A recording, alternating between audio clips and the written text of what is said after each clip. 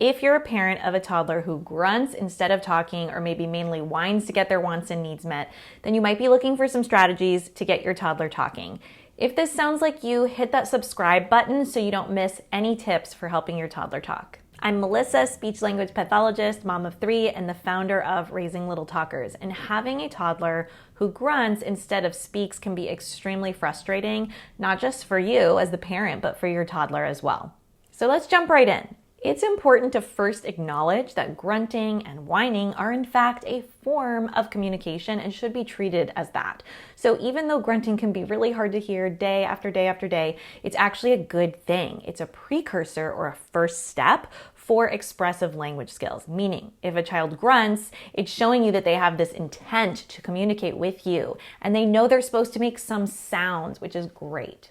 So here are some strategies to help turn those grunts into true words. Number 1, we need to be detectives in figuring out what our child is trying to communicate. Are they requesting or wanting an item that they need you for? Or are they looking at something and wanting you to focus on that same thing that they are enjoying and seeing? This is called joint attention, and maybe they're trying to get you to join them. We need to look at what is our child looking at, and this might mean getting down to their level and following their eye gaze so we can really see that. Are they pointing at something? What are they nearby? Did they move to the pantry, to the fridge, to the door? Did they go get their shoes? Where are their toys that are out of their reach? 2, once the why is figured out, our plan as parents is to model what language they could have used instead. We can do this by offering a spoken language model such as "you want crackers," and repeat this desired item in numerous ways in a short time span. Let's eat crackers. You were hungry, you wanted crackers. Next time you can say crackers or eat. Pairing the word with a gesture or a sign can also help your child to communicate to you what they want, especially if they're still not able to say the word yet. So we could sign both eat and crackers. And remember that pairing a sign with a spoken word does not delay a child. Instead, it actually helps them access spoken words faster. You can also offer them a visual of what their options are. This could look like a visual menu of food items so your child is able to look at and make a choice based off of those options. They could look at, point to, imitate, or label the pictures they see and want. Pictures of preferred activities that are maybe not right in front of your child, like bubbles or the swing outside, things that they don't have access to and they can't point to, are excellent options to offer as a visual with an image. If they don't have the spoken words to request these things and they can't point to them, they might feel the need to grunt or scream to get you to understand what they want. 3, if your toddler's grunting comes along with a high level of frustration, I want you to also affirm your child's emotions when they use grunts, whines, or screams as communication. You can use a script like this.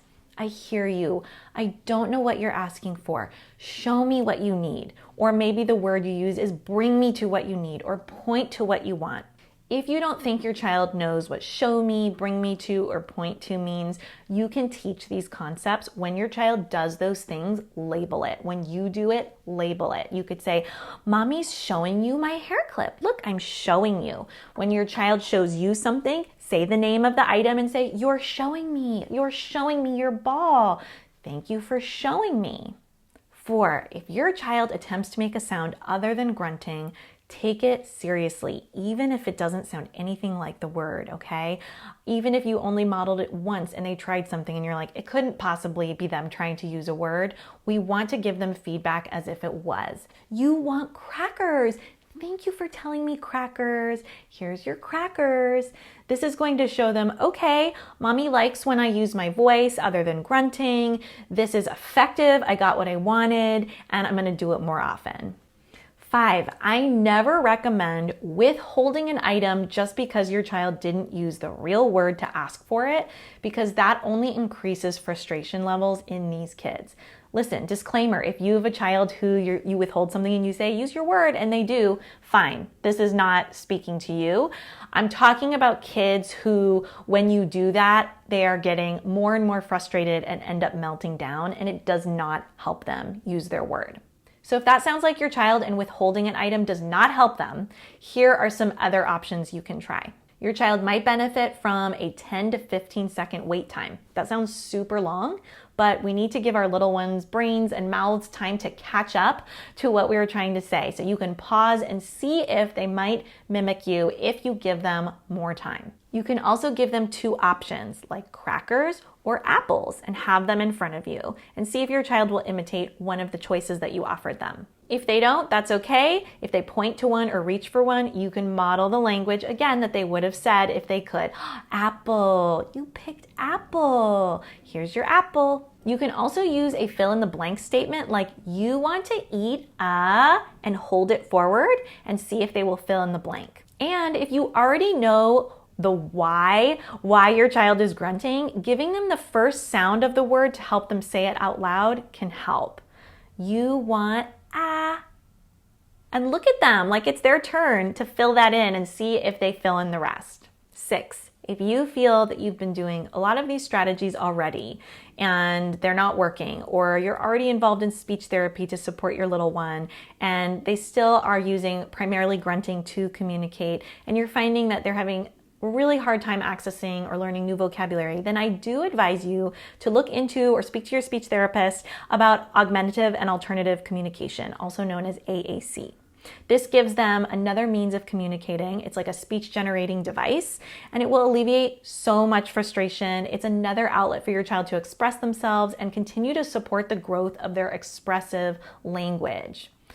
Know that using AAC does not delay or prevent a child's future ability to use spoken language. In fact, research shows the opposite.